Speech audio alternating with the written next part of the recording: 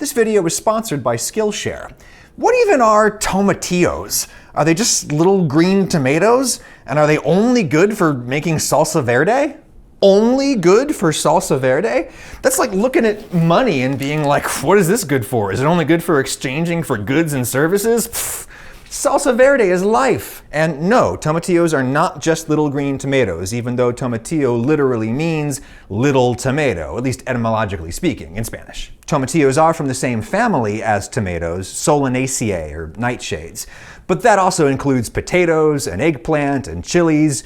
Tomatillo is a berry, like the tomato, and it was originally domesticated in Mexico, like the tomato. But what the tomatillo is really closely related to is ground cherries, or sometimes they're called golden berries or Cape gooseberries. I was cutting back these annuals in my flower beds the other day when I found one solitary ground cherry plant that I didn't realize I had. Or it might be some other kind of closely related plant. What really distinguishes this whole genus of nightshades is that papery husk enclosing the fruit. It's also called a lantern, which I think is a very pretty name. Much prettier than the botanical Latin name, which is physalis, that comes from the ancient Greek word for bladder. Or wind instrument, a membrane that puffs up. The lantern actually puffs up a little ahead of the fruit inside. If you harvest too soon, the fruit will just be dangling inside these giant parachute pant legs hanging around it. Here's some tomatillos growing in my friend Nathan's garden, the beer brewing OChem professor of Maryville College. The lantern provides an obvious evolutionary advantage for tomatillos and other members of the Physalis genus. It protects the growing fruit until it is mature. When the fruit is full grown, it bursts out of the husk like it was John Hurt's chest. Not again! What exactly is that husk? The lantern is the calyx of the flower that birthed this berry. If we look at other nightshades, like an eggplant here, right? That green thing, that's the calyx. We look at pepper, that sort of green little leafy thing at the top, that's the calyx. Tomato, believe it or not, these things that look like leaves at the top, that's the calyx of the tomato. All botanically complete flowers have a calyx. Calyx is the collective name for these green leaf-like parts called sepals that grow behind the flower petals to protect the budding flower.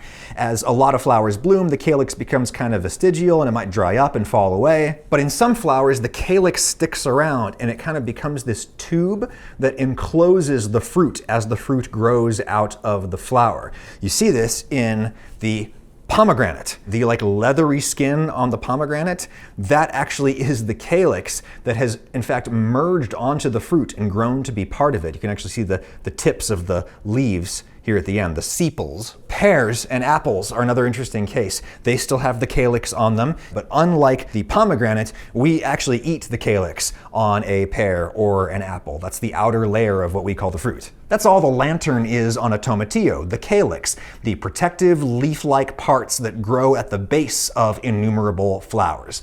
Unlike the eggplant, the tomatillo calyx wraps around the whole fruit like it does on a pomegranate.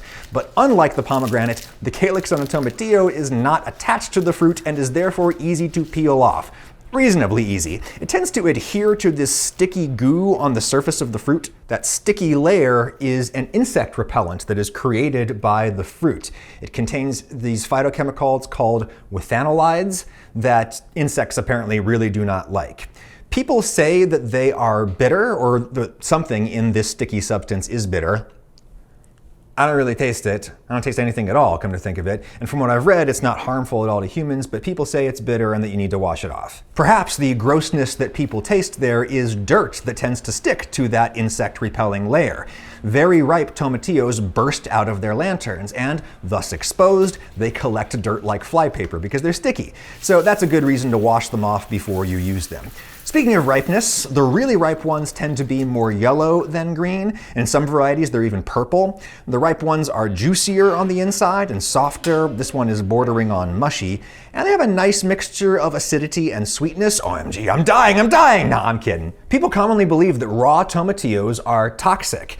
In fact, one time I was doing an interview for a video, and the guy I was talking to had watched an earlier vid of mine where I cooked tomatillos, and he scolded me for not warning you of the threat of imminent and certain death should you consume a raw tomatillo. And I felt really bad about it.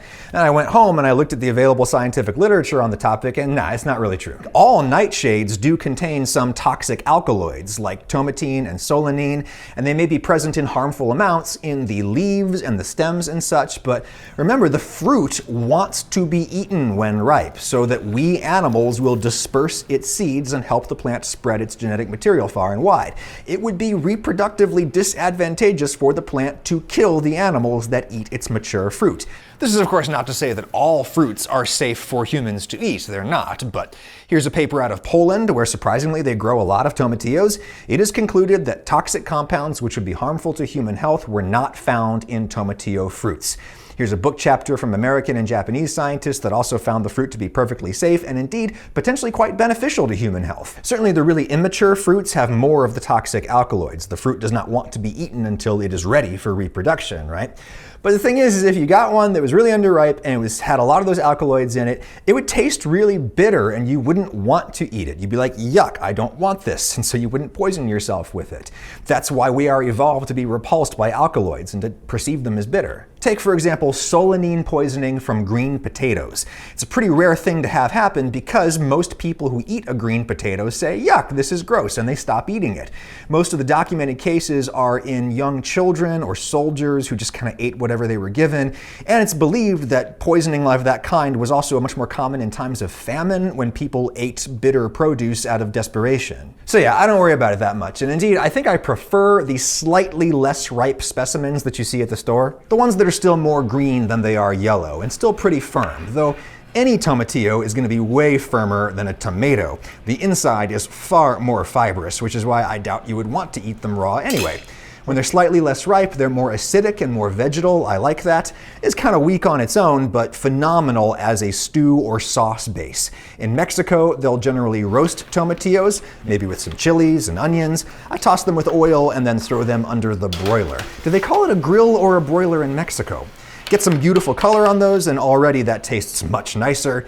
Then you could go the traditional route and bash that up in a molcajete with some cilantro and lime juice, maybe some raw garlic, and I'm very bad at doing that without making a mess, but the results are undeniable.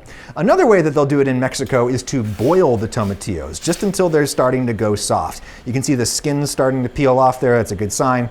This time I'm gonna be lazy and use my food processor. Blitz that with some raw garlic, a little lime juice, cilantro, a pinch of salt. Blitz, extremely nice. With a brighter and fresher flavor than the roasted salsa. Though I have seen some Mexican cooks split the difference and fry their salsa verde in hot oil to get some browned flavors into it. I like that as well. Either way, try letting it sit and cool for a while before you eat it. Tomatillos are very high in pectin, which thickens cooked fruit after you cool it down a bit. I use salsa verde to make my green enchiladas, which are one of the recipes I've done here on my channel that I actually do make at home for myself very frequently. Actually, my wife makes me make it. It's dynamite, and it's linked in the description. And I thank all of the awesome Mexican grandmas on YouTube who have helped me learn how to cook such things. But say you want to learn something a little bit more involved, like animation or motion design. I'm working on that myself with this class from Emmanuel Colombo on Skillshare, the sponsor of this video. Squashing or stretching an object gives the illusion of weight and flexibility as it moves. To me, Skillshare is the perfect middle ground between haphazard YouTube tutorials and formal education, like college.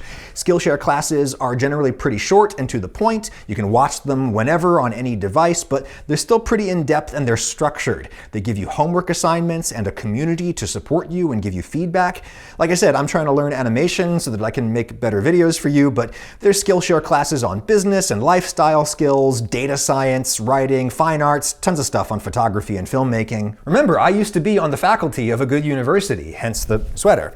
I believe in the academy, I believe in formal education, but one of the things I like about working in media is that it is a field where your credentials don't necessarily matter all that much. You can make something yourself at home, and with that object that you've created, you can prove your worth to potential employers or collaborators. I like that. It's a new year and a great time to pick up a new skill, maybe for a new career, or maybe just a new hobby that brings you joy. The first 1,000 people to use my link in the description will get a 1-month free trial of Skillshare. And after that, it is absurdly cheap. Thank you, Skillshare. And thank you to ancient Central and Southern Americans who domesticated many of my favorite edible things. This alone is worth your efforts. Only good for salsa verde. Pasha!